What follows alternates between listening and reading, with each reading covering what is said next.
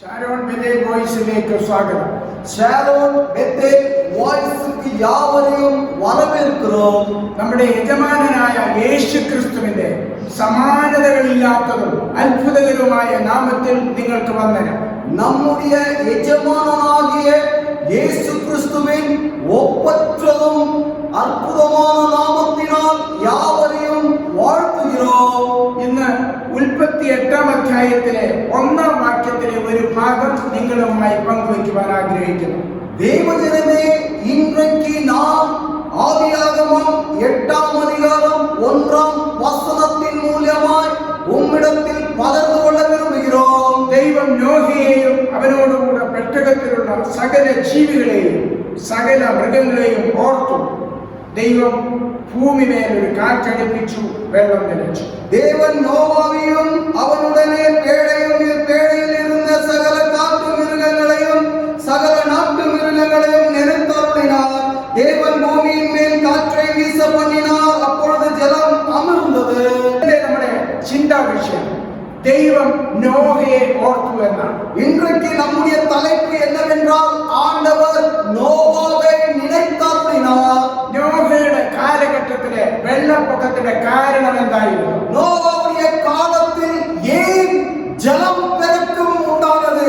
കാരണം ലോകത്തിലെ ജനങ്ങളുടെ വലിയ ദുഷ്ടതയും ദുഷിച്ച ചിന്തകളുമായിരുന്നു. காரணம், ஜனங்கள் அக்கிரமத்தினால் அழிந்து கொண்டிருந்ததனால். 36-ാം അധ്യായം 5-ാം വാക്യത്തിൽ നമ്മൾ വായിക്കുന്നു, ഭൂമിയിൽ മനുഷ്യന്റെ ദുഷ്ടത വലിയതെന്നും അവന്റെ ഹൃദയവിചാരങ്ങളുടെ നിരൂപണമൊക്കെയും എല്ലായ്പ്പോഴും ദോഷമുള്ളതത്രേ എന്നും യഹോവ കണ്ടു. ஆதியாகமம் 6-ஆம் அதிகாரம் 5-ஆம் வசனத்தில் எழுதியிருக்கிறபடி, மனுஷனுடைய அக்கிரமம் பூமியில் பெருகினது என்றும் அவன் இருதயத்தின் நினைவுகளின் தோற்றம் எல்லாம் நித்தமும் பொல்லாதது என்று கர்த்தர் கண்டு. എന്നാൽ നോഹ എങ്ങനെയുള്ളവനായിരുന്നു? ஆனால் நோவா ஆனவர் எப்படிப்பட்டவராயிருந்தார்? 36-ാം അധ്യായം 8-ാം വാക്യത്തിൽ നമ്മൾ ഇങ്ങനെ വായിക്കുന്നു, എന്നാൽ നോഹയ്ക്ക് യഹോവയുടെ കൃപ ലഭിച്ചു. ஆனால் ஆதியாகமம் 6-ஆம் அதிகாரம் 8-ஆம் வசனத்தில் இப்படியாக வாசிக்கிறோம், நோவாவுக்கோ கர்த்தருடைய கண்களில் கிருபை கிடைத்தது. സർവശക്തനായ ദൈവം നീതിമാന്മാരെ കണ്ടെത്താൻ ലോകത്തെ നോക്കിക്കൊണ്ടിരിക്കുന്നു. சர்வ வல்லவராய் இருக்கிற ஆண்டவர் நீதிமான்களை தேடிக்கொண்டு ஆண்டவர் இருக்கிறதா காண்கிறோம். ഇപ്പോഴത്തെ ലോകത്തിന്റെ അവസ്ഥ നോഹയുടെ കാലത്തേക്കാൾ വ്യത്യസ്തമല്ല. இப்பொழுது நடந்து கொண்டிருக்கிற எல்லா சம்பவங்களும் நோவா காலத்தில் என்ன நடந்து கொண்டிருந்ததோ அதே போலவே நடந்து கொண்டிருக்கிறது. മനുഷ്യന്റെ ദുഷ്ടതയിൽ ഭയാനകമായ വർധനവുണ്ടായിക്കൊണ്ടിരിക്കുന്നു. தேவஜனமே, மனுஷர்கள் அவர்கள் பயமில்லாத பேச்சுகளை பேசிக்கொண்டு அவர்கள் அப்படியான சூழ்நிலைமைகள் காணப்படுகிறது. മനഃശാസ്ത്രത്തേക്കുള്ള ദൈവത്തിന്റെ വിളി മനുഷ്യർ നിരസിക്കുന്നു. ஆண்டவருடைய சத்தத்தை நிராகரித்து மனம் திரும்புதல் இல்லாத வாழ்க்கையாக இருக்கிறது. മനുഷ്യ ഹൃദയങ്ങൾ കഠിനമാവുകയാണ്. மனுஷர்களுடைய இருதயம் கடினமாய் மாறி இருக்கிறது. ലോകമെമ്പാടുമുള്ള സർക്കാരുകൾ ഈ ദിവസങ്ങളിൽ കോവിഡ്-19 വ്യാപനം തടയുവാൻ അതീവ ശ്രമത്തിലാണ്. தேவஜனமே, உலகத்தில் இருக்கிற எல்லா மருத்துவர்களும் எல்லா சங்கங்களும் கூட்டங்களும் இப்படியாக இந்த கோவிட் கொள்ளை நோயை எப்படியாவது நிர்மூலமாக்க வேண்டும் என்று முயற்சி எடுத்துக் கொண்டிருக்கிற நேரம். ആഗോളതലത്തിൽ 1,00,000-ലധികം കൊറോണ വൈറസ് കേസുകൾ ഇതിനോടകം രജിസ്റ്റർ ചെയ്ത് കഴിഞ്ഞു. தேவஜனமே, இப்படியாக பிபிசி இன்றும் செய்தியாளர்கள் இப்படியாக உலகம் முழுவதும் அநேக கோடி ஆட்களுக்கு கொள்ளை நோய் தாக்கப்பட்டிருக்கிறதாக பதிவு செய்திருக்கிறார். ലോകത്തിലെ എല്ലാവരെയും കോവിഡ്-19 ഒരു തരത്തിൽ അല്ലെങ്കിൽ മറ്റൊരു തരത്തിൽ ബാധിച്ചിരിക്കുകയാണ്. உலகத்தில் அநேகரை ஒரு வழியில் இல்லாத வேற வழியிலும் கோவிட்-19 ஜனங்களை தாக்கிக் கொண்டு வருகிறதை காண்கிறோம். മനുഷ്യരാശിയുടെ സുരക്ഷയ്ക്കും വൈറസ് പടരുന്നത് അവസാനിപ്പിക്കുന്നതിനുമുള്ള സർക്കാർ മാർഗനിർദ്ദേശങ്ങൾ അനുസരിച്ച് എല്ലാവരും ക്വാറന്റീനിലാണ്. தேவஜனமே, இந்த கொள்ளை நோயிலிருந்து தப்பித்துக் கொள்ள அரசாங்கம் போட்டிருக்கிற திட்டம் என்னவென்றால், தனிமைப்படுத்திக் கொள்ளுவது என்று எல்லாரும் தனிமைப்படுத்திக் கொண்டு காணப்படுகிற சூழ்நிலைமையாக இருக்கிறது. അതുകൊണ്ട് നാം ഇപ്പോൾ നമ്മുടെ ഭവനങ്ങളിൽ തന്നെ കഴിഞ്ഞുകൊണ്ടിരിക്കുന്നു. அதனால் யாவரும் குடும்பங்களிலே தனிமைப்படுத்திக் கொண்டு காணப்படுகிறோம் அல்லவா? അതുകൊണ്ട് അതിൻ്റെതായ വിവിധ പ്രശ്നങ്ങളുണ്ട്. ஆதலால் அநேக பிரச்சனைகளால் சூழ்ந்து கொண்டிருக்கிற ஆட்கள் உண்டு. പലർക്കും ജോലിക്ക് പോകാത്തതിനാൽ വരുമാനമില്ല. அநேகருக்கு வேலை இல்லாததனால் வருமானம் காணப்படாതെ இருக்கிறது. ചിലർക്ക് വീടിന്റെ വാടക നൽകുവാൻ കഴിയുന്നില്ല. அநேகருக்கு வீட்டு வாடகை கொடுக்க முடியாத சூழ்நிலை. വീടുകളിൽ സൂക്ഷിച്ചിരുന്ന ഭക്ഷണം തീരാറായി. அவர்கள் வீட்டுகளில் சேர்த்து வைத்திருக்கிற எல்லா உணவுப் பொருட்களும் முடியத்தக்க ரீதியில் காணப்படுகிறது. മിക്ക കടകളും അടച്ചിരിക്കുന്നു. அநேக கடைகள் சாத்தியிருக்கிறது. ചിലത് തുറന്നിട്ടുണ്ടെങ്കിലും അമിതമായ വിലയാണ് എടുക്കുന്നത്. சில கடைகள் திறந்திருக்கிறது, ஆனால் விலை உயர்வு காணப்படுகிறதில்லை. പലരും പണക്കുറവിലാണ് ഓടുന്നത്. அநேகர் பணக்குறைவால் காணப்படுகிறார்கள். ജനങ്ങളെല്ലാം അരക്ഷിതാവസ്ഥയിലാണെന്നുള്ള ഒരു തോന്നലാണ്. யார் காப்பாற்றுவார் என்று நினைக்காத வழியில் சென்று கொண்டிருக்கிற ஆட்கள். ഇത് നമ്മുടെ തിരക്കുകളിൽ നിന്നും നമ്മുടെ കർത്താവിനോട് നമ്മെ അടുപ്പിക്കുന്നതിന് വേണ്ടിയാണ്. தேவஜனமே, இது என்ன காண்பிக்கிறது? ஆண்டவரோடு இன்னும் அதிகமாக நெருங்க ദൈവത്തിന്റെ ഉദ്ദേശമാണ്. ஆண்டவருடைய நோக்கம் இதுவே. അതിന് യാതൊരു സംശയമില്ല. தேவஜனமே, அதற்குரிய எந்த சந்தேகமும் இல்லை. ദൈവ സന്നിധിയിൽ നമ്മെ തന്നെ പുനഃപരിശോധിക്കാനുള്ള സമയങ്ങളാണ്. தேவஜனமே, ஆண்டவருடைய சமூகத்தில் நம்மையே நாம் சோதித்து பார்க்க வேண்டிய நேரம் அல்லவா? ഗുരുതരമായ ഈ സാഹചര്യത്തെ നേരിടുവാൻ അധികാരികൾ, മെഡിക്കൽ ഏജൻസികൾ, പ്രൊഫഷണലുകൾ, സന്നദ്ധ പ്രവർത്തകർ എന്നിവരുടെ നിർദ്ദേശങ്ങൾ ഈ ദിവസങ്ങളിൽ പാലിക്കേണ്ടത് വളരെ അത്യാവശ്യമാണ്. தேவஜனமே, மருத்துவ வல்லுநர்கள் என்ன கூறுகிறார்களோ அதை நாம் கை கொண்டு நடக்கவும் அதன்படி கீழ்ப்படிந்து நடக்க வேண்டியது அவசியமான நேரம் அல்லவா? എന്നിരുന്നാലും വിചിത്രമായ ഈ സാഹചര്യത്തെ നിയന്ത്രിക്കാൻ മനുഷ്യന് പരിമിതികളുണ്ട്. ஆனால் இப்படிப்பட்ட சந்தர்ப்பங்களில் என்ன செய்ய வேண்டியது என்று தெரியாத இருக்கும் பட்சத்தில் എന്നാൽ നമുക്ക് വിഷമിക്കേണ്ട കാര്യമില്ല. ஆனால் கவலைப்பட வேண்டிய அவசியமில்லையே. നമ്മുടെ പരിധിക്കപ്പുറം നമ്മെ നിയന്ത്രിക്കുവാൻ, നമ്മെ സഹായിക്കുവാൻ നമ്മുടെ ദൈവം നമ്മോട് കൂടെ ഉണ്ട്. திராணிக்கு அப்புறமாக சோதிக்கப்படுவதில்லை. ஆண்டவர் நம்மை கட்டுப்பாட்டுக்குள்ளாக வைத்துக் கொள்வார். ஆண்டவர் கட்டுப்படுத்திக் கொள்வார். മനുഷ്യനാൽ അസാധ്യം ദൈവത്താൽ സാധ്യം. மனுஷனால் கூடாதவைகள் ஆண்டவரால் கூடும். ദൈവം അറിയാതെ ലോകത്തൊന്നും സംഭവിക്കുന്നില്ല. ஆண்டவருக்கு அறியாத இந்த உலகத்தில் ஒன்றும் நடப்பதில்லை. വിലാപങ്ങൾ 3-ാം അധ്യായം 37, 38, 39, 40 വാക്യങ്ങൾ നമുക്ക് വായിക്കാം. 3-ാം അധികാരം 37, 38, 39, 40 വചനങ്ങൾ വാസിപ്പോം. കർത്താവ് കൽപ്പിക്കാതെ പറഞ്ഞിട്ടാകുന്നു വല്ലതും സംഭവിക്കുന്നത്. അത്യുന്നതന്റെ വായിൽ നിന്ന് നന്മയും തിന്മയും പുറപ്പെടുന്നില്ലയോ? മനുഷ്യൻ ജീവനുള്ളെന്ന് നെടുവേർപ്പെടുന്നത് എന്ത്? ഓരോരുത്തൻ താന്താന്റെ പാപങ്ങളെ കുറിച്ച് നെടുവേർപ്പെടട്ടെ. നാം നമ്മുടെ നടപ്പാരാഞ്ഞ് ശോധന ചെയ്ത് യഹോവയുടെ അടുക്കലേക്ക് തിരിയുക. புலம்பல் 3-ாம் அதிகாரம் 37. ஆண்டவர் கட்டளையிடாத இருக்கிற காரியம் சம்பவிக்கும் என்று சொல்லுகிறவன் யார்? 38வது வசனம். உன்னதமானவருடைய வழியில் இருந்து தீமையும் நன்மையும் புறப்படுகிறதில்லையோ? 39வது வசனம். உயிருள்ள மனுஷன் முறையிடுவான், அவன் தன் பாவத்துக்கு வரும் தண்டனையை குறித்து முறையிடுகிறது என்ன? 40ஆம் வசனம். நாம் நம்முடைய வழிகளை சோதித்து அறிந்து ஆராய்ந்து கர்த்தரிடத்தில் திரும்ப கடவோம். കർത്താവ് കൽപ്പിക്കാതെ ഒന്നും ലോകത്തിൽ സംഭവിക്കുന്നില്ല. ஆண்டவர் கட்டளையிடாத ஒன்றும் நடப்பதில்லை. COVID-19 ഉണ്ടായത് ദൈവം അറിയാതെയല്ല. COVID-19 கொள்ளை நோய் ஆண்டவருக்கு அறியாத நம்மை பாதிக்கிறதில்லை. മത്തായി 24-ാം അധ്യായം 37 നമ്മെ ഓർമ്മപ്പെടുത്തുന്നത് மத்தாയി எழுதின சுவிசேஷம் 24-ம் அதிகாரம் 37வது வசனம். நோவாவின் காலத்தில் எப்படி நடந்ததோ அப்படியே மனுஷகுமாரன் வரும் காலத்தில் நடக்கும். നമുക്ക് നോഹയുടെ കാലത്തെ ഇപ്പോഴത്തെ നമ്മുടെ ഭവനങ്ങളിലായിരിക്കുന്ന കാലഘട്ടവുമായി ഒന്ന് താരതമ്യം ചെയ്യാം. தேவஜனமே, நோவாவுடைய காலத்தில் என்ன நடந்ததோ அதே போல நம்முடைய காலத்தில் நடந்து கொண்டிருக்கிறதை பார்த்து நாம் ஈடுபடுத்திக் கொள்ளலாம். നോഹയുടെ പെട്ടകത്തിൽ തിരഞ്ഞെടുത്ത ജീവജാലങ്ങൾക്ക് പുറമെ അവനും കുടുംബാംഗങ്ങളും ഉൾപ്പെടെ 8 അംഗങ്ങൾ മാത്രമേ ഉണ്ടായിരുന്നുള്ളൂ. தேவஜனமே நோவாவுடைய பேழைக்குள்ளாக 8 பேரும் பிறகு மிருகங்களும் காணப்பட்டது. അവരെല്ലാം നീതിമാന്മാരായതിനാൽ അവരെ ദൈവം ശിക്ഷയിൽ നിന്ന് ഒഴിവാക്കി. அவர்கள் யாவரும் நீதிமானாக காணப்பட்டதால் அவர்களை தண்டனையிலிருந்து ஆண்டவர் தப்புவித்தார். നമ്മളും ഇന്ന് പെട്ടകത്തിന്റെ സമാനതയിൽ നമ്മുടെ ഭവനങ്ങളിൽ കഴിയുകയാണ്. அது போலவே நாமும் பேழைக்கு சமானமாக நம்முடைய குடும்பங்களில் நாம் காணப்படுகிறோம் அல்லவா? അത് നോഹയുടെ പ്രളയമല്ല, அது நோயுடைய ஜலப்போக்கத்தினால் அல்ல, നമ്മൾ നീതിമാന്മാരായതുകൊണ്ടല്ല, நாம் நீதிமான்கள் ஆனதினால் அல்ல.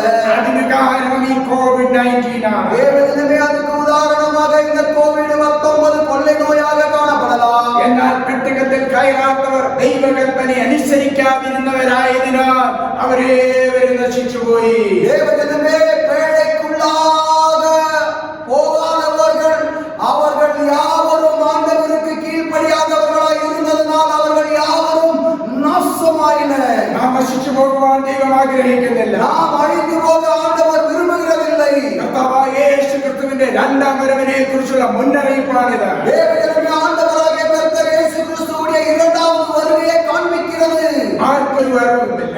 யாருக்கும் ஆண்டவருடைய வருகையை குறித்து எந்த ஒரு ஆலோசனையும் இல்லை. എന്നാൽ അതിന്റെ സിഗ്നലുകൾ ബൈബിളിൽ നൽകിയിട്ടുണ്ട്. ஆனால் സത്യവേദത്തിൽ അതിനുடைய എല്ലാ ലക്ഷണങ്ങളും അറിവുറിയെ ആണ്ടവർ മുൻകുറിത്തിരിக்கிறார். അവയിലൊന്നാണ് മത്തായിയുടെ സുവിശേഷം 24-ാം അധ്യായം 36 മുതൽ 39 വരെയുള്ള വാക്യങ്ങൾ നമ്മൾ വായിക്കുമ്പോൾ നമുക്ക് കാണാവുന്നത്. அதனுடைய லட்சணங்கள் என்னவென்றால் மத்தாയി எழுதின சுவிசேஷம் 24-ஆம் அதிகாரம் 36 39 வசனம் வரை ആ எழுதப்பட்டிருக்கிறது. നാളും നാഴികയെ സംബന്ധിച്ചോ എന്റെ പിതാവ് മാത്രമല്ലാതെ ആരും സ്വർഗത്തിലെ ദൂതന്മാരും പുത്രനും കൂടെ അറിയുന്നില്ല.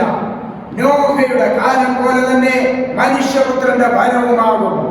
ജലപ്രളയത്തിന് മുൻപുള്ള കാലത്ത് നോഹ പെട്ടകത്തിൽ കയറിയ നാൾ വരെ അവർ തിന്നും കുടിച്ചും വിവാഹം കഴിച്ചും വിവാഹത്തിന് കൊടുത്തും പോന്നു.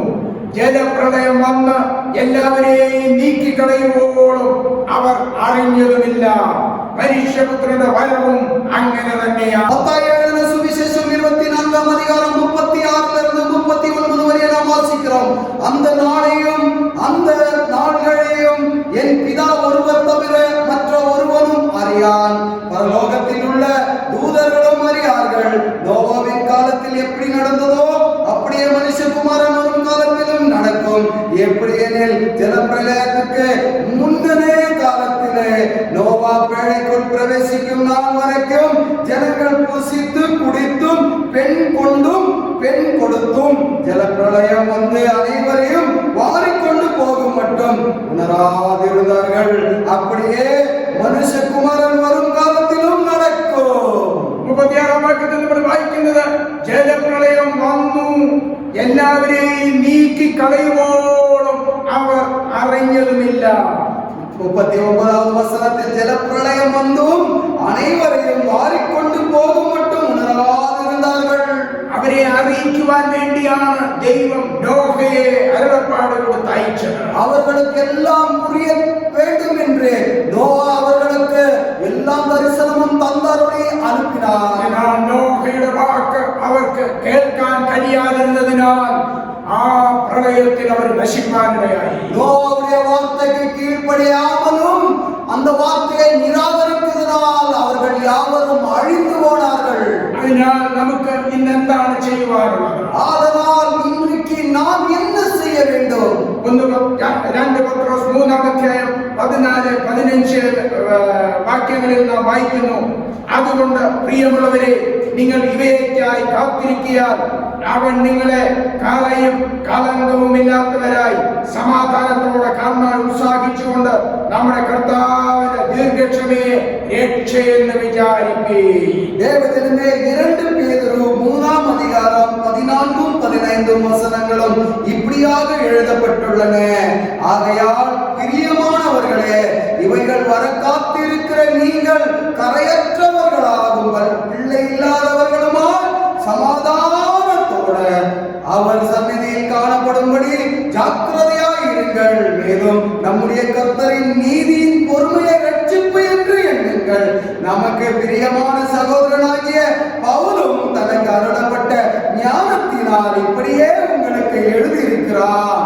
അതേപോലെ ലൂക്കോസ് 21:36 നാം വായിക്കുന്നു, ആകയാൽ ഈ സംഭവിക്കാനുള്ള എല്ലാറ്റിനും ഒഴിഞ്ഞു പോകുവാനും മനുഷ്യപുത്രന്റെ മുൻപിൽ നിൽക്കാനും നിങ്ങൾ പ്രാപ്തരാക്കേണ്ടതിന് സദാകാലവും ഉണർന്നും പ്രാർത്ഥിച്ചും കൊണ്ടിരിപ്പീൻ. സുവിശേഷം 21:36 இப்படியாக எழுதப்பட்டுள்ளன. ஆகையால் இனி சம்பவிக்க போகிற இவைகளுக்கு எல்லாம் நீங்கள் தப்பி மனுஷகுமாரனுக்கு முன்பாக நிற்க பாத்திரவான்களாக எண்ணப்படுவதற்கு எப்பொழுதும் ஜெபம் பண்ணி விழித்திருங்கள் என்றார். അതുകൊണ്ട് നാം എന്താണ് ചെയ്യേണ്ടത്? ஆதலால் நாம் என்ன செய்ய வேண்டும்? കവയും കലങ്കവും ഇല്ലാതെ ലോകത്തിൽ ജീവിപ്പാൻ തീരുമാനമെടുക്കണം. தேவஜனமே எப்பொழுதும் ஜெபம் பண்ணி கொண்டிருக்க வேண்டும். അതേപോലെ നാം ചെയ്യേണ്ട മറ്റൊരു കാര്യമാണ് ഉണർന്നും പ്രാർത്ഥിച്ചു വരിക്കുക. தேவஜனமே எப்பொழுதும் ஜெபம் பண்ணி விழித்திருங்கள் என்கிறார். നാം നമ്മുടെ സ്വയം ജീവിതം നിരീക്ഷിക്കുകയും അതനുസരിച്ച് ദൈവത്തിന്റെ സന്നിധിയിൽ ശോധന ചെയ്യുകയും വേണം. தேவஜனமே நம்மை தாமே நாம் ஆண்டவருக்கு காத்திருந்து எதிர்பார்ப்போட காத்திருக்கிறது മാത്രമല്ല, വിളിത്തിരുന്ന് ജപിக்க வேண்டும்.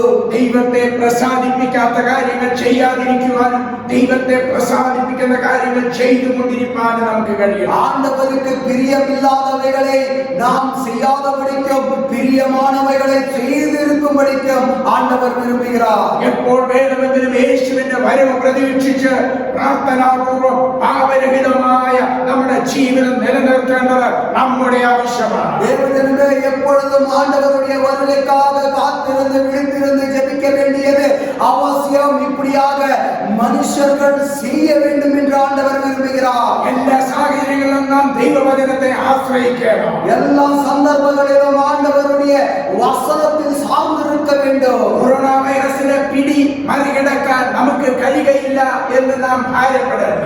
ஐயோ, இந்த கொரோனா கொள்ளை நோயிலிருந்து தப்பித்துக் கொள்கிறது எப்படி என்று கவலையோடு காண்கிறதல்ல. നമുക്ക് തന്നെ അത് കഴിയുകയില്ല, എന്നാൽ കർത്താവിന്റെ കൃപയാൽ നമുക്കത് കഴിയും. நம்மால் அது கூடாதவைகள், ஆனால் ஆண்டவருடைய கிருபை இருந்தால் நாம் யாவற்றையும் நாம் கடந்து வர கூடும். നമുക്ക് കഴിയേണ്ടത് മാത്രമേ ദൈവം നമ്മുടെ ജീവിതത്തിൽ അനുവദിക്കുകയുള്ളൂ. தேவஜனமே நாம் கடந்து வரவும் மேற்கொள்கிறது எதுவோ அதே ஆண்டவர் நம்முடைய வாழ்க்கையில் அனுமதிப்பார். അതാണ് നമ്മൾ 1 കൊരിന്ത്യർ 10:13 വായിക്കുന്നത്. தேவஜனமே அதுவே 1 கொரிந்தியர் 10:13 வாசிக்கிறோம் அல்லவா? മനുഷ്യർക്ക് നടപ്പല്ലാത്ത പരീക്ഷ നിങ്ങൾക്ക് നേരിട്ടിട്ടില്ല. ദൈവം വിശ്വസ്തൻ. നിങ്ങൾക്ക് കഴിയുന്നതിന് മീതെ പരീക്ഷ നേരിടുവാൻ സമ്മതിക്കാതെ നിങ്ങൾക്ക് സഹിപ്പാൻ കഴിയേണ്ടതിന് പരീക്ഷയോടുകൂടി അവൻ പോക്കുവഴിയും ഉണ്ടാക്കുമോ. 1 கொரிந்தியர் 10:13 மனுஷருக்கு நேரிடுகிற சோதனை அல்லாமல் வேறு சோதனை உங்களுக்கு நேரிடவில்லை. தேவன் உண்மையுள்ளவராயிருக்கிறார். உங்கள் திராணிக்கு மேலாக நீங்கள் சோதிக்கப்படுகிறதற்கு அவரிடம் கூடாமல் சோதனையை தாங்கத்தக்கதாக சோதனையோட கூட அதற்கு தப்பிக் கொள்ளும்படியான போக்கையும் உண்டாக்குவார். ലോകം എപ്പോൾ സാധാരണ നിലയിലാകുമെന്ന് നമുക്കറിയില്ല. உலகம் எப்பொழுது சாதாரணமான சூழ்நிலைமையில் கடந்து வரும் என்று யாருக்கும் தெரியாத இருக்கிறது. ലോകത്തിലുള്ള ആർക്കും ഇത് പ്രവചിപ്പാൻ കഴിയുകയില്ല. உலகத்தில் இருக்கிற யாவருக்கும் தீர்க்க தரிசனமாகவும் பேச முடியாத நிலை. എന്നാൽ ദൈവത്തിന് കൃത്യസമയത്തിനുള്ളിൽ എല്ലാം നിയന്ത്രിപ്പാൻ കഴിയും. ஆண்டவர் ஏற்ற நேரத்தில் எல்லாவற்றையும் கட்டுப்படுத்தக்கூடும். ഉൽപ്പത്തി 7:12 നമ്മൾ വായിക്കുന്നത് 40 രാവും 40 പകലും ഭൂമിയിൽ മഴ പെയ്തു. தேவஜனமே ஆதியாகமம் 7:12 40 நாள் இரவும் பகலும் பூமியின் மேல் பெருமழை பெய்தது. ഭൂമിയിലെ ഏറ്റവും വലിയ വെള്ളപ്പൊക്കമായിരുന്നു അത്. தேவஜனமே பூமியின் மேல் பெரிய ജലപ്പെരുകമായിരുന്നത്. വാക്യത്തിൽ നമ്മൾ വായിക്കുന്നത് പർവ്വതങ്ങൾ മൂടുവാതെ കൊണ്ട വെള്ളം 15 മുഴം അവയ്ക്ക് മീതെ പൊങ്ങി. தேவஜனமே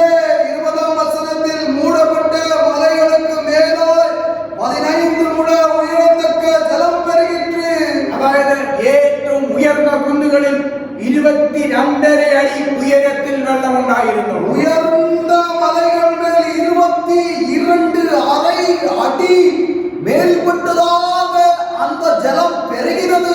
24ஆம் வாக்கியத்தில் வெள்ளம் பூமியில் 180 ദിവസം பொங்கிக் கொண்டிருந்தது. 24ஆம் வசனத்தில் ஜலம் பூமியின் மேல் 150 நாள் மிகவும் பெருகிட்டு கொண்டிருந்தது. ഒരു ഭയാനകതയുടെ അവസ്ഥയാണ് നമുക്കിവിടെ കാണുവാൻ കഴിയുന്നത്. தேவனே பயமும் நடுக்கத்தோட காணப்படுகிற சூழ்நிலை அல்லவா? അതേപോലെ തന്നെയാണ് ഈ അവസ്ഥയും നമ്മൾ കണ്ടുകൊണ്ടിരിക്കുന്നത്. அதே போலவே இப்பொழுது உலகத்தில் நடந்து கொண்டிருக்கிற இந்த சம்பவம் மனுஷர்களுக்கு கண்ணுக்கு முன்பாக காண்பிக்கிறது. എന്നാൽ ഈ അവസ്ഥയിൽ നമ്മെ ഓർക്കുന്നവനായ ഒരു ദൈവമുണ്ട്. ஆனால் இந்த சூழ்நிலையிலும் ஆண்டவர் நம்மை கவனித்துக் கொண்டிருக்கிறார். 8-ാം വാക്യത്തിൽ ദൈവം നോഹയെയും അവനോട് പെട്ടകത്തിലുള്ള സകല ജീവികളെയും സകല മൃഗങ്ങളെയും ഓർത്തു എന്ന് നാം വായിക്കുന്നു. ஆதியாகமம் 8ஆம் அதிகாரம் 1ஆம் வசனத்தில் தேவன் நோவாவையும் அவனுடனே பேழையில் இருந்த சகல நாட்டு மிருகங்களையும் நினைத்தருளினார்.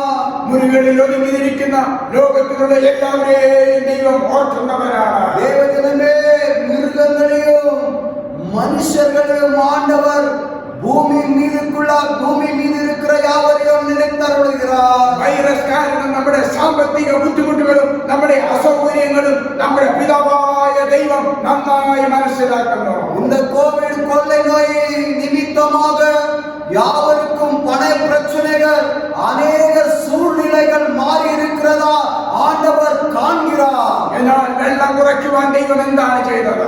ஆனால் ஜலம் பெருகின ஜலத்தை குறைந்து போகும்படி ஆண்டவர் என்ன செய்தார்? 8-ാം വാക്യത്തിന്റെ ആ ബി 2-ാമത്തെ ഭാഗത്ത് നാം കാണുന്നത് ദൈവം ഭൂമിമേൽ ഒരു കാറ്റടിപ്പിച്ചു, വെള്ളം നിലച്ചു. 8ஆம் அதிகாரம் 1ஆம் வசனத்தில் 2வது பகுதியில் கீழ்ப்பகுதியில் எழுதப்பட்டிருக்கிறது, தேவன் பூமியின் மேல் காற்றை வீச பண்ணினார். ദൈവത്തിന് എല്ലാ ഏത് സമയത്തും പെട്ടെന്ന് ചെയ്യുവാൻ കഴിയും. எந்த சூழ்நிலையிலும் ஆண்டவர் வேகமாக ஒரு அற்புதங்களை செய்ய ஆண்டவரால் கூடும். ഹല്ലേലൂയ. ആ പ്രതികൂലങ്ങളിൽ കൂടെ കടന്നു പോകുമ്പോൾ നമുക്ക് ഓർക്കേണ്ടത് എന്റെ ദൈവം ഇതിന്മേൽ എനിക്കൊരു വിടുതൽ നൽകുമെന്ന് പൂർണ്ണ വിശ്വാസത്തോടെ നമുക്ക് കാണാം. தேவஜனமே இப்படிப்பட்ட பிரச்சனையின் மத்தியில் நாம் சிக்கி தவித்துக் கொண்டிருக்கிற நேரத்தில் நாம் ஒன்றையே நினைவு கூறுவோம், ஆண்டவர் கைவிட மாட்டார். என்னை இந்த சம்பவத்திலிருந்து என்னை காப்பாற்றி வழி நடத்துவார் என்பதை മറക്കാதீர்கள். എങ്ങനെ ഈ കോവിഡ്-19 ഭൂലോകത്തിൽ നിന്ന് തുടച്ചു മാറ്റാൻ കഴിയുമെന്ന് നമ്മുടെ ദൈവത്തിന് നന്നായി അറിയാം. இந்த கொள்ளை நோயானது பூலோகத்திலிருந்து எப்படியாக நிர்மூலமாக்க வேண்டும் என்று நம்முடைய ஆண்டவருக்கு நன்றாக தெரிந்திருக்கிறது. പ്രളയത്തെ ഇല്ലായ്മ ചെയ്യുവാൻ ദൈവം ഒരു കാറ്റടിപ്പിച്ചെങ്കിൽ ആ കാറ്റിനെ അടിപ്പാൻ കഴിവുള്ളവനും സകലത്തിന്റെയും അധികാരമുള്ളവനായ ദൈവം എങ്ങനെയും ഇതിന്റെ നമുക്ക് വിടുതൽ തരുവാൻ കഴിയും. பெருகின ஜலத்தை எப்படியாக ஆண்டவர் அமர செய்தாரோ அதே போல இந்த கொள்ளை நோயிலிருந்து விடுதலை சர்வ வல்லவராய் இருக்கிற நம் ஆண்டவர் நம்மை விடுவிக்க வல்லவராய் இருக்கிறார். എത്ര ദിവസം നമ്മൾ ഈ സ്ഥിതിയിലായിരിക്കുമെന്ന് നമുക്കറിയുകയില്ല. எவ்வளவு நாட்களுக்குள்ளாக நாம் இப்படிப்பட்ட சூழ்நிலையில் சிக்கிக் கொண்டிருப்போம் என்று நமக்கு தெரியாது. ലോകത്തിൽ ആർക്കും എന്ന് പറയുവാൻ കഴിയുകയില്ല. உலகத்தில் யாரும் தேதியை குறிக்க அவர்களால் முடியாத சூழ்நிலை. നോഹ പെട്ടകത്തിൽ എത്ര ദിവസം കഴിയണമെന്ന് നോഹയോട് ദൈവം പറഞ്ഞില്ല. நோவா இடத்தில் ஆண்டவர் இவ்வளவு நாட்கள் நீங்கள் பேழைக்குள்ளாக இருக்க வேண்டும் என்று கூறவில்லை. എപ്പോഴാണ് പെട്ടകത്തിൽ താമസിച്ച കാലയളവിലെല്ലാം ഒരിക്കൽ പോലും നോഹ ദൈവത്തോട് അതിനെപ്പറ്റി ചോദിച്ചില്ല. தேவஜனமே பேழைக்குள்ளாக வாழ்ந்த நாட்கள் முழுவதும் இது என்ன என்று ஒரு கேள்வியும் ஆண்டவரிடத்தில் நோவா அவர்கள் கேட்கவில்லை. നോഹ ഒരു പരാതിയും പറഞ്ഞില്ല. நோவா அவர்கள் ஒரு புகாரையும் அவர்கள் செலுத்தவில்லை. കാരണം നോഹയ്ക്ക് ഒരു വിശ്വാസമുണ്ട്, ഇത് ദൈവത്താൽ സംഭവിച്ചിരിക്കുകയാണ്. ஆனால் நோவாவுக்கு ஒரு விசுவாசம் உண்டு, இது ஆண்டவரால் நடந்த அற்புத காரியம். അതുകൊണ്ട് നോഹ ഭയപ്പെട്ടില്ല. அதனால் நோவா அவர்கள் எந்த பயமும் உண்டாகவில்லை. തന്നെ വിടുവിക്കുന്ന ദൈവത്തിൽ മാത്രം താൻ വിശ്വസിച്ചു. விடுவிக்கிற ஆண்டவரை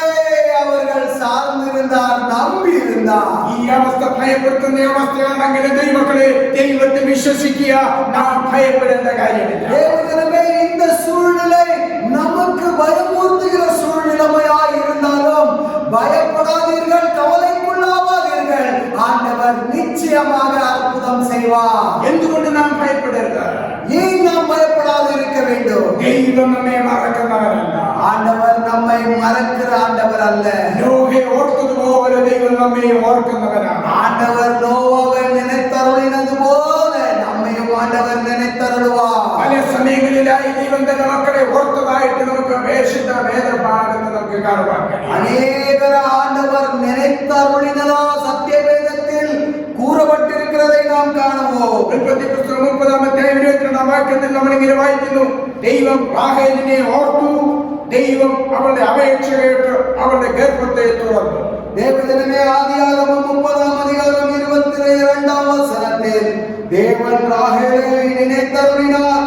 அவளுக்கு தேவன் செவி கொடுத்து அவள் கர்ப்பம் தரிக்கும்படி செய்தார். ദൈവം അതേപോലെ തന്നെ സാറായെ ഓർത്തതുപോലെ അബ്രഹാമിനെയും ഓർത്തതായിട്ട് നമുക്ക് ഉൽപ്പത്തി പുസ്തകം 19-29 വാക്യത്തിൽ വായിക്കാൻ കഴിയും. தேவஜனமே, ஆதியாகமம் 19-29 வசனத்தில் தேவன் அந்த சமபூமியின் பட்டணங்களை அழிக்கும் போது தேவன் ஆபிரகாமை நினைத்தார். എന്നാൽ ആ പ്രദേശത്തിലെ പട്ടണങ്ങളെ നശിപ്പിക്കുമ്പോൾ ദൈവം അബ്രഹാമിനെ ഓർത്തു. ലോത്ത് പാർത്ത പട്ടണങ്ങൾക്ക് ഉന്മൂലനാശം വരുത്തുകയും ലോത്തിനെ ആ ഉന്മൂലനാശത്തിൽ നിന്ന് വിടുവിച്ചു. மீண்டும் அந்த 29வது வசனத்தில் எழுதப்பட்டிருக்கிறது, லோத்து கூடியிருந்த பட்டணங்களை தாம் கவிழ்த்து போடுகையில் லோத்து அந்த அழிவின் நடுவில் இருந்து தப்பி போகும்படி அனுப்பிவிட்டார். ദൈവം നമ്മെ ഓടുക മാത്രമല്ല, നമ്മെ വിടുവിക്കുകയും കൂടെ ചെയ്യുന്നു. ஆண்டவர் நினைத்தருகிறது மாத்திரமல்ல, தப்பி ஓடவும் செய்கிறார். അവൻ നമ്മുടെ സങ്കേതവും ബലവുമാണ്. ஆண்டவர் நம்முடைய பலனாயிருக்கிறார், கோட்டையாயிருக்கிறார். സങ്കീർത്തനം 46-1-2-3 വാക്യങ്ങളിൽ നമുക്കത് കാണുവാൻ കഴിയും. சங்கீதம் 46-1-2-3 வசனங்களில் நாம் காணலாம். ദൈവം മഹാപ്രളയം കൊണ്ടുവരുന്നതിനുള്ള ഒരു പ്രധാന കാരണം ഭൂമി അതിക്രമത്തിൽ നിറഞ്ഞിരുന്നു എന്നതാണ്.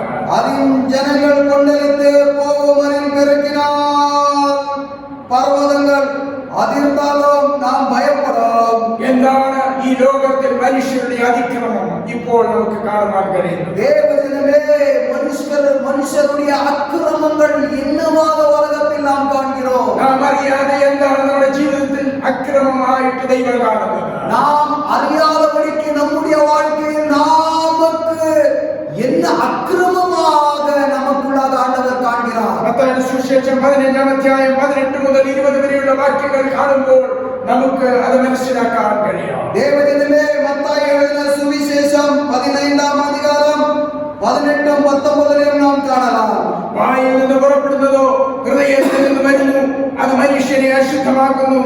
എങ്ങനെയെന്നാൽ ദുശ്ചിന്ത, കൊലപാതകം, വ്യഭിചാരം, പരസംഗം, മോഷണം, കള്ളസാക്ഷ്യം, ദൂഷണം എന്നിവ ഹൃദയത്തിൽ നിന്ന് പുറപ്പെട്ടു വരുന്നു. മനുഷ്യനെ അശുദ്ധമാക്കുന്നത് ഇതത്രേ. மத்தாയി 15-18 வசனங்கள் வாயிலிருந்து புறப்படுகிறவைகளை இருதயத்தில் இருந்து புறப்பட்டு வரும். அவைகள் மனுஷனை தீட்டுப்படுத்தும். எப்படியெனில் இருதயத்தில் இருந்து பொல்லாத சிந்தனைகளும், கொலை பாதகங்களும், விபசாரங்களும், வேசித்தனங்களும், கள்ளவைகளும், பொய் சாட்சிகளும், தூஷித்தனங்களும் புறப்பட்டு வரும். ഇത് വായിക്കുമ്പോൾ നമുക്ക് മനസ്സിലാക്കുന്നത് ഇങ്ങനെയുള്ള കാര്യങ്ങളൊന്നും എന്റെ ജീവിതത്തിലില്ല. நாம் இதை வாசிக்கும் பொழுது நாம் இப்படிப்பட்ட காரியங்கள் எதுவும் செய்யவில்லையே. എന്നാൽ നമ്മുടെ ഹൃദയത്തിൽ നിന്ന് പുറപ്പെടുന്ന കാര്യങ്ങൾ നാം ശോധന ചെയ്താൽ നമുക്ക് മനസ്സിലാകും പല വിഷയങ്ങളിൽ നാം അശുദ്ധരാണ്. தேவஜனமே, ஆனால் நம்முடைய இருதயங்களிலிருந்து புறப்படுகிற ஒரு விஷயங்களும் நாம் சோதித்து பார்த்தோமானால் இப்படிப்பட்ட விஷயங்களில் நாமும் ஈடுபட்டு கொண்டிருக்கிறோம் என்று അതാണ് ദൈവസന്നിധിയിൽ ശോധന ചെയ്യുവാൻ ഈ ദിവസങ്ങൾ നമുക്ക് നൽകിയിരിക്കുന്നത്. எனவே இப்படிப்பட்ட நாட்கள் நமக்கு ஆண்டவருடைய சமூகத்தில் நம்மை நாம் சோதித்து பார்க்க வேண்டிய நேரமும் தானே. അങ്ങനെ ശോധന ചെയ്യാത്തവർക്ക് വേണ്ടിയുള്ള ഒരു ശിക്ഷയായിരുന്നു നോഹയുടെ കാലത്തുണ്ടായിരുന്ന വെള്ളപ്പൊക്കം. நோவாவுடைய காலத்தில் இருந்த ஜலப்பிறக்குதல் சோதித்து பார்க்காத இருக்கிற ஜனங்களுக்கு வேண்டியே നമ്മെ തന്നെ ശോധന ചെയ്ത് ഈ ദിവസങ്ങളിൽ നമുക്ക് ദൈവസന്നിധിയിൽ പ്രാർത്ഥിപ്പാൻ കഴിയുമെങ്കിൽ ഈ വലിയ മഹാമാരിയിൽ നിന്ന് ദൈവം നമ്മെ വിടുവിക്കും. ദൈവികമായ പുതിയ അനുഭവങ്ങൾ നമ്മുടെ ജീവിതത്തിൽ പ്രാപിപ്പാൻ കഴിയും. தேவஜனமே, அதே போல இந்த நாட்களில் ஆண்டவருடைய சமூகத்தில் நம்மையே நாம் தாழ்த்தி சோதித்து பார்த்தோமானால் ஆண்டவர் செய்கிற அற்புதங்களை நாமும் காணுவோம். അതുകൊണ്ട് നാം എന്താണ് ചെയ്യേണ്ടത്? அதனால் நாம் என்ன செய்ய வேண்டும்? റോമർക്കെഴുതിയ ലേഖനം 19 അധ്യായം 14-15 നാം ഇങ്ങനെ വായിക്കുന്നു. ആകയാൽ നാം എന്ത് പറയേണ്ടു? ദൈവത്തിന്റെ പക്കൽ അനീതിയുണ്ടോ? ഒരു നാളുമില്ല. എനിക്ക് കരുണ തോന്നണമെന്നുള്ളവനോട് കരുണ തോന്നുകയും എനിക്ക് കനിവ് തോന്നണം എന്നുള്ളവനോട് കനിവ് തോന്നുകയും ചെയ്യും എന്ന് അവൻ മോശയോട് അരുളിച്ചു. ரோமருக்கு எழுதின நிருபம் 9ஆம் அதிகாரம் 14-15 வசனங்கள். ஆகையால் நாம் என்ன சொல்வோம்? தேவனிடத்தில் அநீதி உண்டு என்று சொல்லலாமா? சொல்லக்கூடாது. அவர் மோசையை நோக்கி எவன் மேல் இரக்கமாயிருக்க சித்தமாயிருப்பேனோ அவன் மேல் இரக்கமாயிருப்பேன், எவன் மேல் உருக்கமாயிருக்க சித்தமாயிருப்பேனோ அவன் மேல் உருக்கமாயிருப்பேன் என்றார். നമ്മുടെ ദൈവം അനീതിയുടെ ദൈവമല്ല. தேவஜனமே, நம் ஆண்டவரிடத்தில் அநீதி இல்லை. അവൻ നീതിമാനാണ്. அவர் நீதிமானாயிருக்கிறார். നോഹ നീതിമാനായിരുന്നു. நோவா நீதிமானாக காணப்பட்டார். ആയതുകൊണ്ട് ദൈവം അവനെ അത്ഭുതകരമായി സംരക്ഷിച്ചു. அதனால் ஆண்டவர் அற்புதகரமாக நோவாவை நடத்தினார். കഴിഞ്ഞ ദിവസങ്ങളിൽ നാം ചിന്തിച്ച വാക്യമാണ് 2 ദിനവൃത്താന്തം 7-ാം അധ്യായം 13-14 വാക്യങ്ങൾ. தேவஜனமே, கடந்த நாட்களில் நாம் இந்த வசனத்தை சிந்தித்தோம், கவனத்துக்கு எடுத்துக்கொண்டோம். 2 நாளாகமம் 7ஆம் அதிகாரம் 14ஆம் வசனம். ഈ സാഹചര്യങ്ങളിൽ ലോകം കടന്നു പോകുന്ന ഈ മഹാമാരി ഈ വചനം വളരെ പ്രസക്തിയുള്ളതാണ്. தேவஜனமே, உலகம் கடந்து போய் கொண்டிருக்கிற இந்த கொள்ளை நோய் ஆனது அவர்களை தாக்கிக் கொண்டிருக்கிற சூழ்நிலைமையில் இந்த வசனம் அவர்களுக்கு ஆதரவாக இருக்கட்டும். മഴ പെയ്യാതിരിക്കേണ്ടതിന് ഞാൻ ആകാശം അടയ്ക്കുകയോ ദേശത്ത് നിന്ന് മുടിക്കേണ്ടതിന് വെട്ടിക്കിളിയോട് കൽപ്പിക്കുകയോ എന്റെ ജനത്തിന്റെ ഇടയിൽ മഹാമാരി വരുത്തുകയോ ചെയ്താൽ എന്റെ നാമം വിളിക്കപ്പെട്ടിരിക്കുന്ന എന്റെ ജനം തങ്ങളെ തന്നെ താഴ്ത്തി പ്രാർത്ഥിച്ച് എന്റെ മുഖം അന്വേഷിച്ച് തങ്ങളുടെ ദുർമാർഗങ്ങളെ വിട്ടുതിരിയുമെങ്കിൽ ഞാൻ സ്വർഗത്തിൽ നിന്ന് കേട്ട് അവരുടെ പാപം ക്ഷമിച്ച് അവരുടെ ദേശത്തിന് സൗഖ്യം വരുത്തി കൊടുക്കും. என் நாமம் தரிக்கப்பட்ட என் ஜனங்கள் தங்களை தாழ்த்தி ஜெபம் பண்ணி என் முகத்தை தேடி தங்கள் பொல்லாத வழிகளை விட்டு திரும்பினால் அப்பொழுது பரலோகத்தில் இருக்கிற நான் கேட்டு அவர்கள் பாவத்தை மன்னித்து அவர்கள் தேசத்துக்கு ക്ഷേമத்தை கொடுப்பேன்.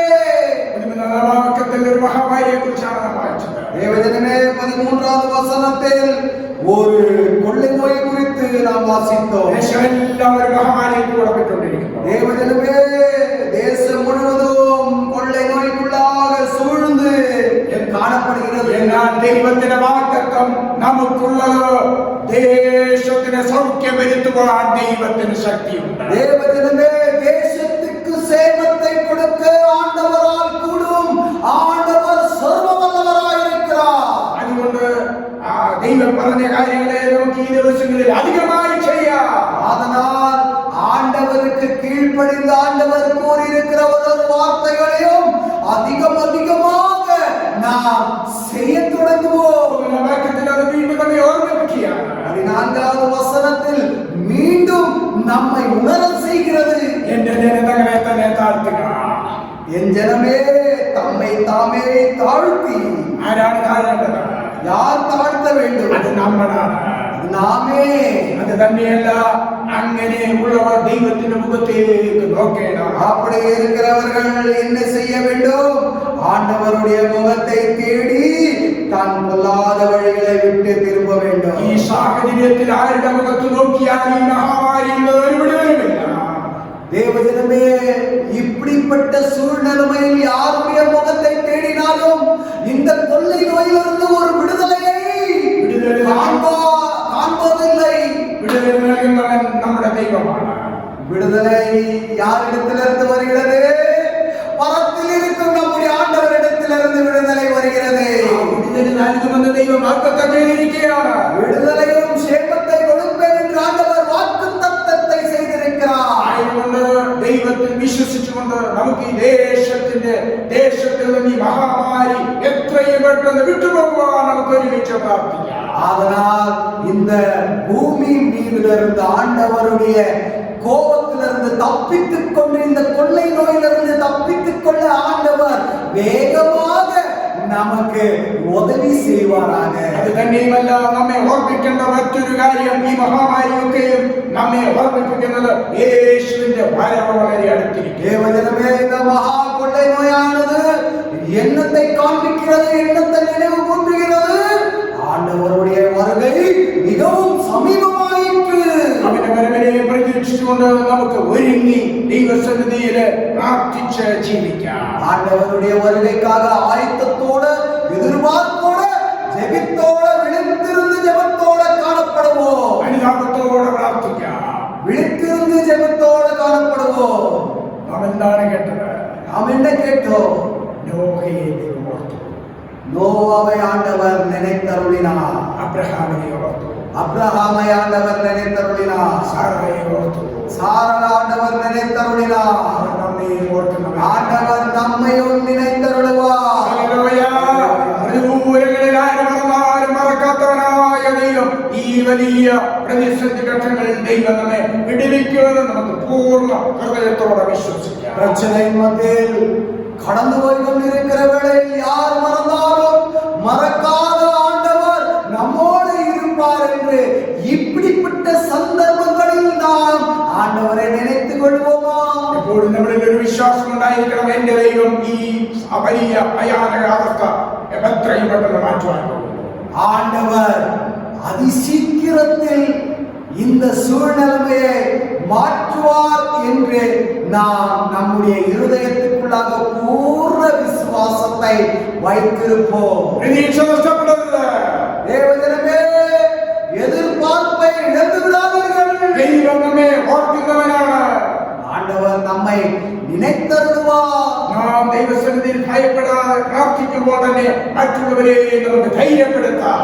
ஆண்டவருடைய சமூகத்தில் பயமில்லாத ஜெபிக்கும் பொழுது மற்றவர்களுக்கு நம்மை கண்டு ஒரு உணர்வு உண்டாகட்டும். എങ്ങനെയാണ് നമുക്ക് മറ്റുള്ളവരെ ധൈര്യപ്പെടുത്തുവാൻ കഴിയുന്നത്? எப்படியாக മற்றவர்களுக்கு தைரியத்தை நாம் கொடுக்க முடியும்? ദൈവത്തിന്റെ വചനത്തിൽ ദൈവം നമുക്ക് തന്നിട്ടുള്ള ആ വാഗ്ദാനവും ആ വാഗ്ദാനത്തിൽ കൂടെയുള്ള നമ്മുടെ വിടുതലും നമുക്ക് അവരോട് പറയുവാൻ കഴിയുമെങ്കിൽ അവർക്കും ഈ സാഹചര്യത്തിൽ ധൈര്യപ്പെടുവാൻ കഴിയും. தேவஜனமே, நாம் பெற்றுக் கொண்டிருக்கிற வாக்குத்தத்தத்தை அவரிடத்தில் பகிர்ந்து கொள்ளும் பொழுது இப்படிப்பட்ட சூழ்நிலையில் அவரும் தைரியத்தோட திடமனதாக காணப்படுவார். അങ്ങനെ ഈ എല്ലാ ദിവസങ്ങളിലും ദൈവത്തിന്റെ വലിയ വിടുതൽ നമ്മുടെ ജീവിതത്തിൽ നടക്കുമെന്നുള്ള വലിയ പ്രതീക്ഷയോടും വലിയ നിശ്ചയത്തോടും നമുക്ക് തുടർന്നും ദൈവസന്നിധിയിൽ പ്രാർത്ഥിച്ചുകൊണ്ടിരിക്കാം. ദൈവമായ കർത്താവ് നമ്മെ ഏവരെയും അനുഗ്രഹിക്കട്ടെ. வரும் நாட்களில் இப்படிப்பட்ட சம்பவங்கள் நடந்து கொண்டிருக்கிற நாட்களில் ஆண்டவர் நமக்கு அற்புதம் செய்வார் என்று பூர்ண விசுவாசத்தோடும் எதிர்பார்ப்போடும் காணப்படுவோம். ஆண்டவர் நிச்சயமாக தாராளமாக ஆசீர்வதிப்பாராக. ദൈവം നമ്മെ ഏവരെയും അനുഗ്രഹിക്കട്ടെ. ஆண்டவர் யாவரையும் தாராளமாக ஆசீர்வதிப்பாராக. യേശുവരായി. ஆண்டவருடைய வருகை சமீபமாயிற்று. ആമേൻ. ஆமென்.